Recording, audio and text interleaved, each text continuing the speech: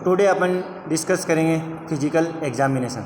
मतलब जब वुमेन है उसका अपन क्या करेंगे, फिजिकल एग्जामिनेशन करेंगे। अब देखो फिजिकल एग्जामिनेशन क्या होता है। एक complete physical examination is done during antenatal examination.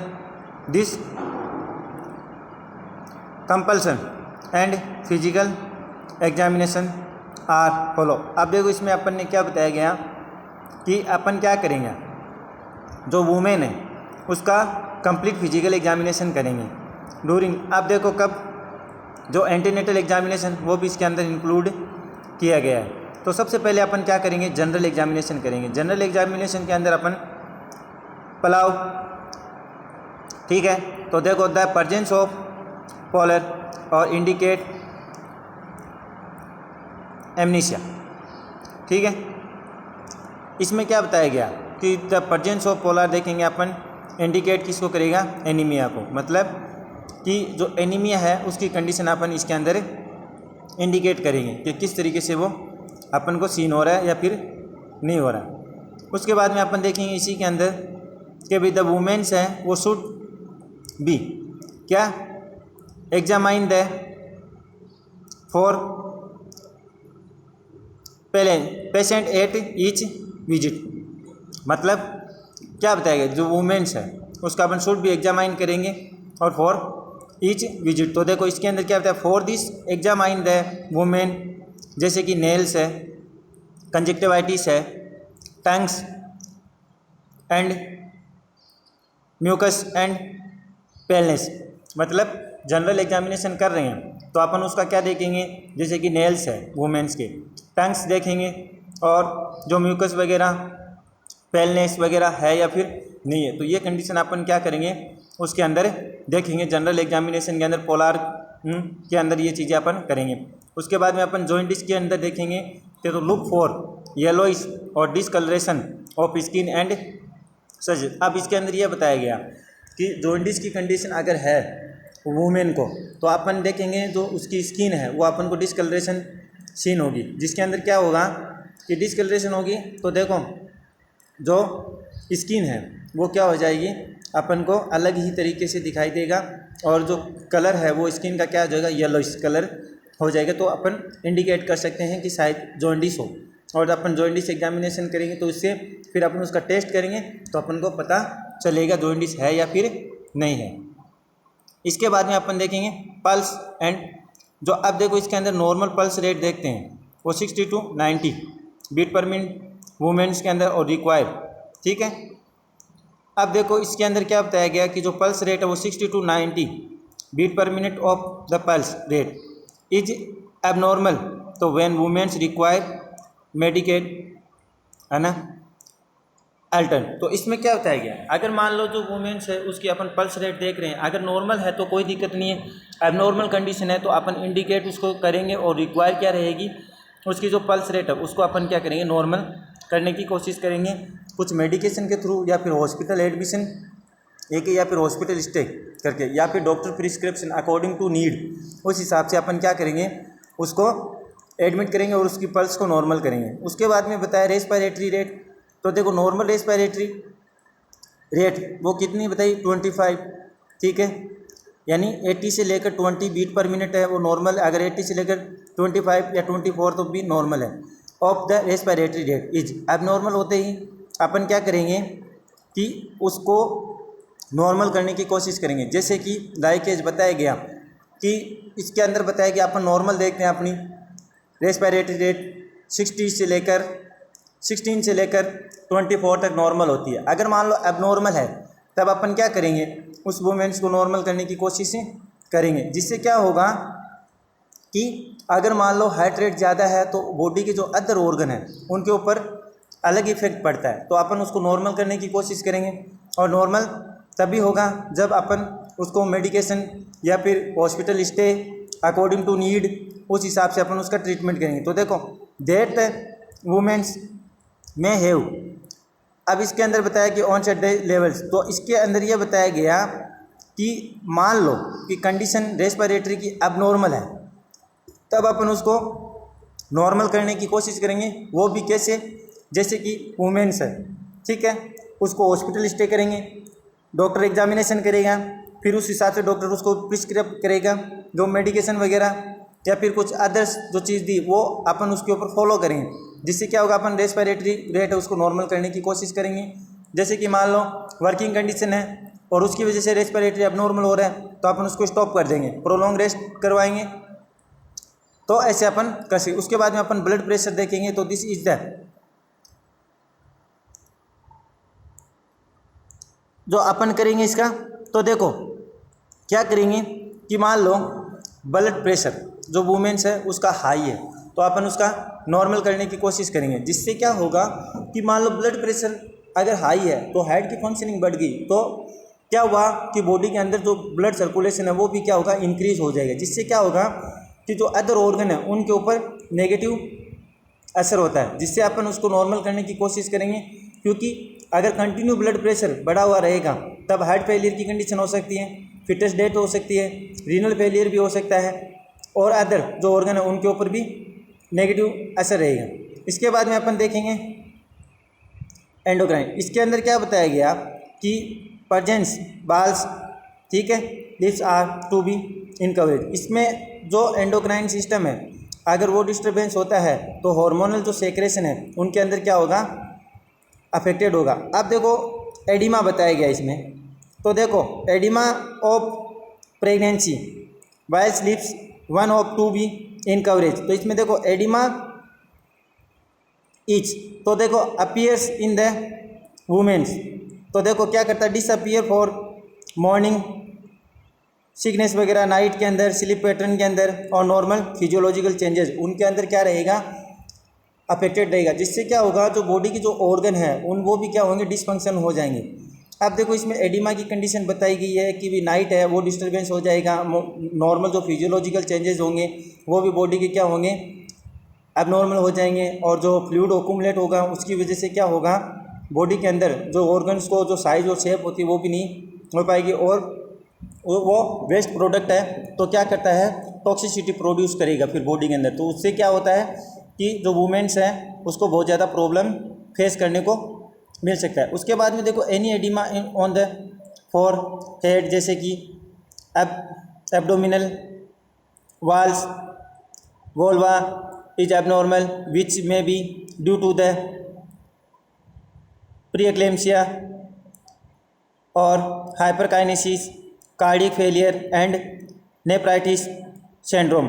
मतलब अगर मान लो कि एनी कोई कंडीशन है जिसके अंदर मान लो फोरहेड का जो अपन देखते हैं एडिमा की कंडीशन उसको क्रिएट हुई है, तब क्या होगा कि इसकी वजह से क्या होगा, एबनॉर्मल, जैसे कि बताया गया कि प्रीएक्लेम्सिया की कंडीशन हो सकती है, ठीक है, और हाइपर प्रोटीन यूरिया की कंडीशन हो सकती है, कार्डियक फेलियर भी हो सकता है और नेफ्राइटिक सिंड्रोम्स ये भी हो सकता है। क्योंकि रीज़न ये रहता है कि मान लो कि वेस्ट जो एक्यूमुलेशन ऑफ फ्लूइड्स है वो क्या हो जाएगा, उसकी लार्ज अमाउंट हो जाएगी, तब क्या होगा, जो एडिमा क्रिएट होगा। एडिमा क्रिएट होगा तो फ्लूइड की वॉल्यूम बढ़ेगी, बॉडी के अंदर फ्लूइड की वॉल्यूम बढ़ेगी तो हार्ट के जो फंक्शन है वो डिसफंक्शन होगा, तब क्या होगा, कार्डियक फेलियर हो सकता है वुमेन्स को, नेफ्राइटिक सिंड्रोम हो सकता है, प्रोटीन यूरिया। अब देखो आपको पता है प्रोटीन का लेवल जब बॉडी के अंदर इंक्रीज होता है तो अपनी किडनी को फंक्शन बहुत ज़्यादा करना पड़ता है, क्योंकि अपन लार्ज अमाउंट में प्रोटीन को स्टोर करके नहीं रख सकते बॉडी के अंदर।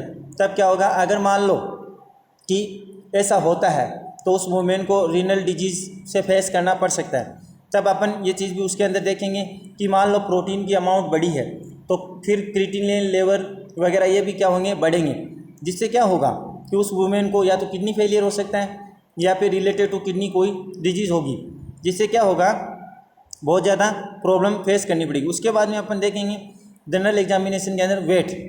अब देखो वेट के अंदर क्या बताया गया कि ए प्रेग्नेंट वुमेन है उसका जो weight should be taken at urgent. अब देखो नॉर्मली जब वुमेन्स गेन करती है 9 से लेकर 11 kg तक वेट, और ड्यूरिंग द वो भी कब, प्रेगनेंसी के दौरान। अब देखो मान लो कि प्रेगनेंसी कंडीशन है तो वुमेन्स क्या कर सकती है, वेट गेन कर सकती है, वो भी कितना, 9 से लेकर 11 kg तक, इससे ज़्यादा वेट गेन नहीं कर सकती। अगर मान लो ऐसा हो रहा है कि वेट इससे भी ज़्यादा ओवर या फिर एबो हो रहा है तब अपन मान सकते हैं एबनॉर्मल कंडीशन है। बिकॉज रीज़न क्या रहता है, वेट गेन होना मतलब रिलेटेड टू द क्या एडिमा की कंडीशन को क्रिएट करता है। अगर ऐसा है तब अपन क्या करेंगे, उस हिसाब से एग्जामाइन करेंगे। अगर वेट गेन होता है, फ्लूइड ओकुमुलेट हो रहा है बॉडी के अंदर, तो उसको एक्सक्रीट करने की कोशिश करेंगे through the urine, through the sweatings और अदर जो सर्जिकल मेथड्स है उसके थ्रू उसके जो वेट गेन हुआ है उसको निकालने की कोशिश करेंगे। अगर मान लो 9 से लेकर 11 kg तक अगर वेट गेन होता है तब तो कोई प्रॉब्लम नहीं है। अगर इससे एबो होता है तब अपन देख सकते हैं कि क्रिटिकल कंडीशन है, तो अपन वो नहीं होने देंगे और ये इसको बिलो रखने की कोशिश करेंगे।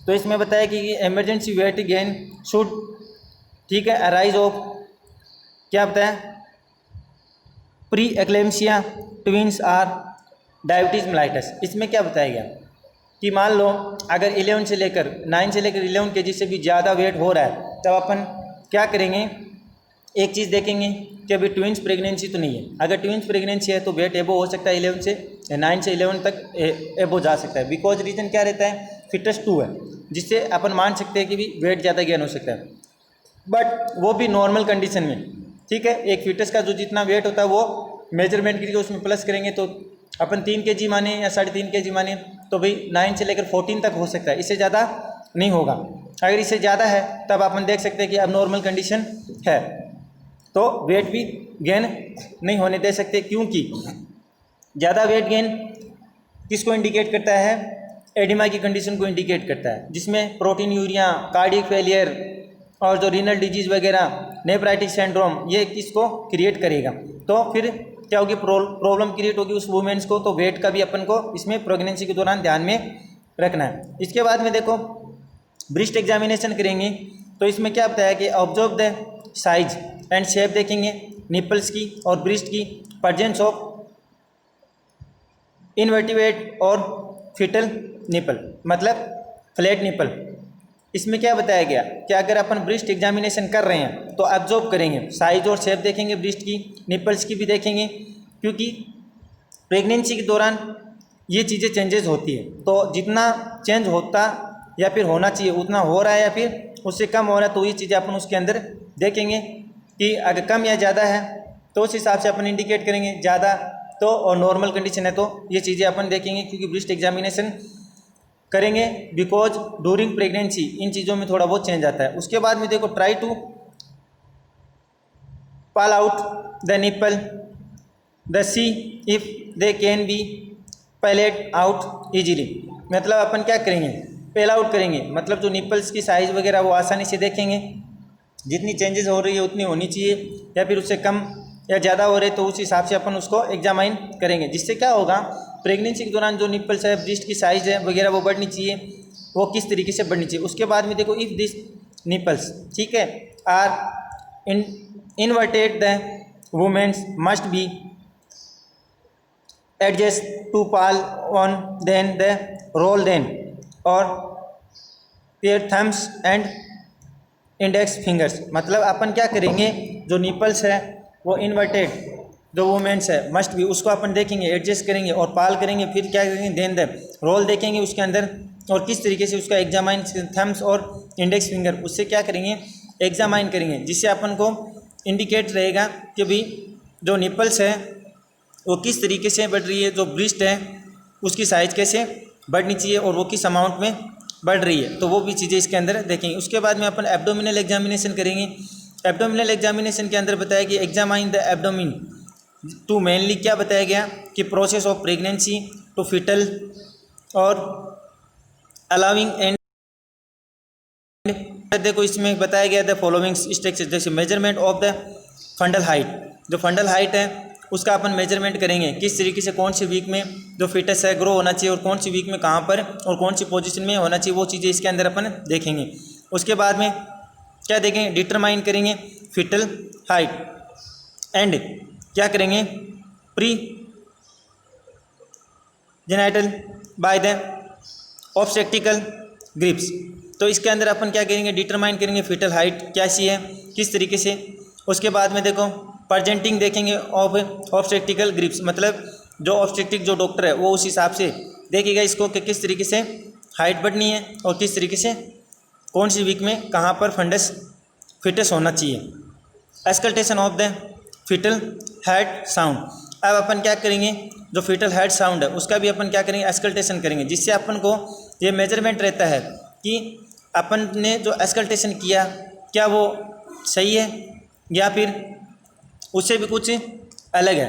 तो अपन इसको मेजरमेंट करते रहेंगे, जिससे अपन को इंडिकेट मिलता रहेगा कि जो फिंडल हाइट है वो कैसे मेजरमेंट कर रहे हैं। तो इसमें सबसे पहले अपन इसका एस्कल्टेशन कर रहे हैं, तो एस्कल्टेशन में अपन को ये चीज़ पता रहती है कि कब कौन से समय में क्या होना चाहिए। तो अपन एस्कल्टेशन करेंगे किसकी, फिटल हेड साउंड की, जो अपन फिटोस्कोप से करते हैं। 12 से लेकर 13 वीक्स ऑफ प्रेगनेंसी उसके अंदर अपन हेड साउंड फील कर सकते हैं, वो भी किससे, फिटल हेड साउंड से। फिर अपन जैसे जैसे बढ़ता है वीक, तब अपन क्या करें, अल्ट्रासोनोग्राफी यानी यूएसजी उसके थ्रू भी अपन पूरा मेजरमेंट कर सकते हैं कि कितना हार्ट बीट है पर मिनट, वो भी निकाल सकते हैं। उसके बाद में देखो प्रिपरेशन फॉर एब्डोमिनल एग्जामिनेशन। अब देखो जब अपन एब्डोमिनल एग्जामिनेशन करें तो उसकी प्रिपरेशन कैसे करेंगे। सबसे पहले बताया गया, एडवाइस देंगे अपन वुमेन को इम्पेटी द एब्डोमिन्स, ठीक है, और इमीडिएट, ठीक है। तो एब्डोमिन एग्जामिनेशन कर रहे हैं उससे पहले अपन वुमेन को क्या गाइड करेंगे कि जो एब्डोमिनल एरिया है वो क्या होना चाहिए, इम्पेटी मतलब खाली होना चाहिए, क्योंकि जिससे अपन अगर मान लो वो एब्डोमिन एरिया वो क्या है, फुलफिल है, तब अपन सही मेजरमेंट नहीं कर सकते फिटस का।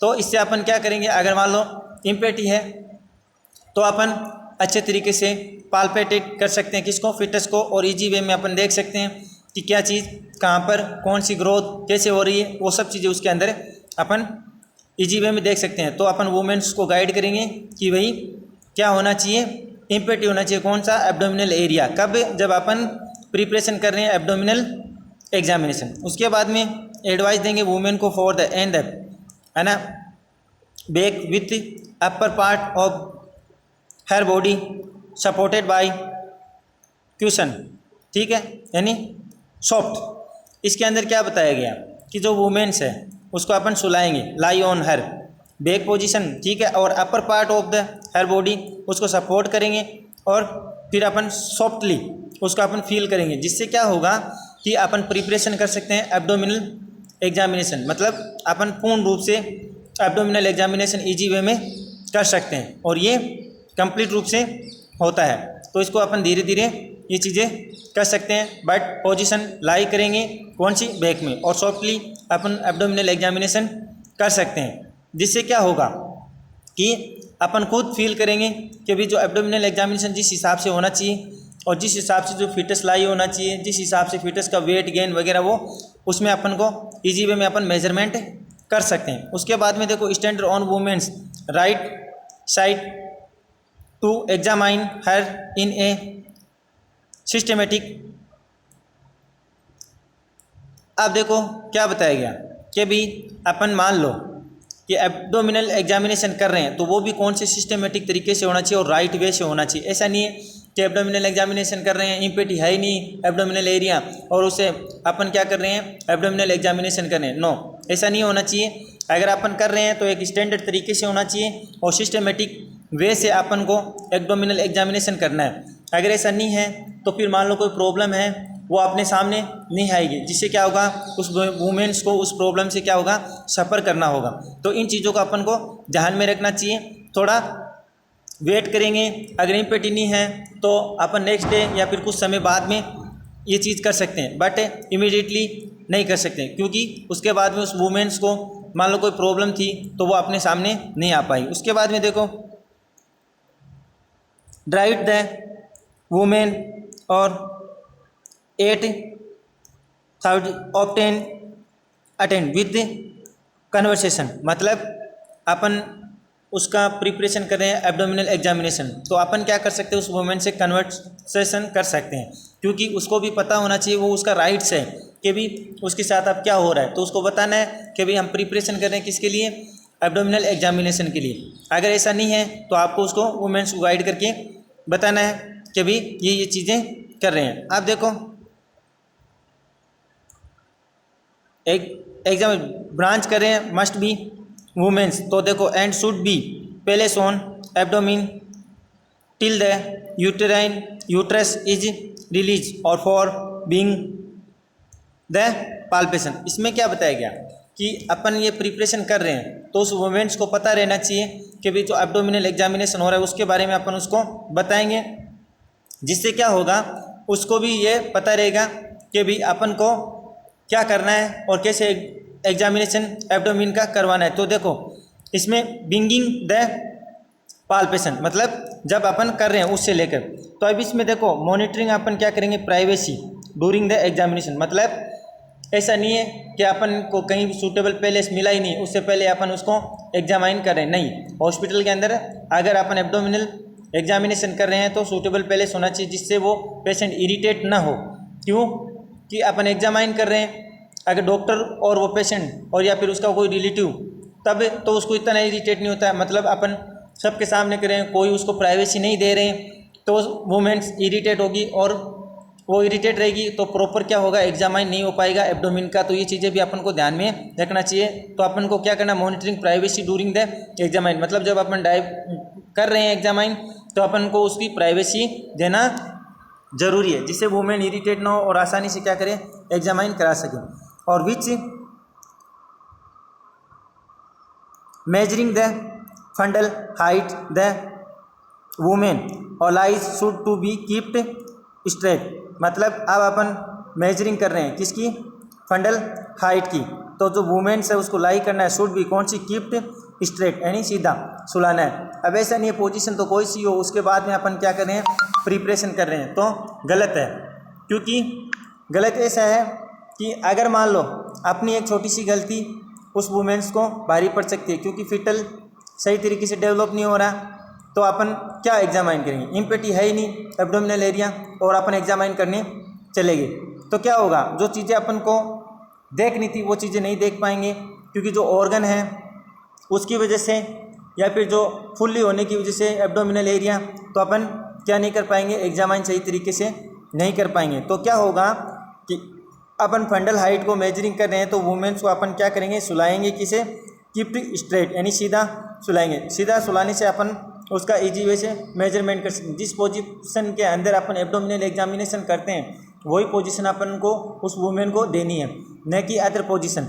अगर मान लो कोई प्रॉब्लम है तब अपन अदर पोजीशन दे सकते हैं, बट जब पेशेंट नॉर्मल है और कोई दिक्कत नहीं है, जिस पोजीशन में अपन को एब्डोमिनल एग्जामिनेशन करना है कि भी स्लाइटली स्ट्रेट उस पोजीशन में वुमेन जा सकती है तो अपन वही पोजीशन देंगे।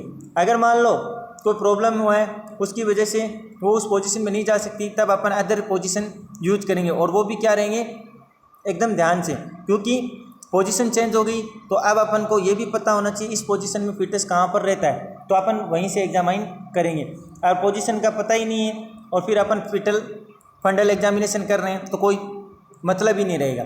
तो ये भी इसके अंदर भी जो डॉक्टर या फिर नर्स है वो भी क्या होना चाहिए एकदम वेल होना चाहिए, जो क्या करे उसको पता रहता है कि इस पोजीशन में जो फिटनेस है वो यहाँ पर रहता है, तो वो उस हिसाब से उसका क्या करेंगे एग्जामाइन करेंगे, और अदर जैसे करेंगे तब अपन एग्जामाइन नहीं कर पाएंगे। तो ये चीज़ें अपन को पूरा ध्यान में रखना, और इसी तरीके से अपन क्या कर सकते हैं प्रिपरेशन कर सकते हैं किसका एब्डोमिनल एग्जामिनेशन।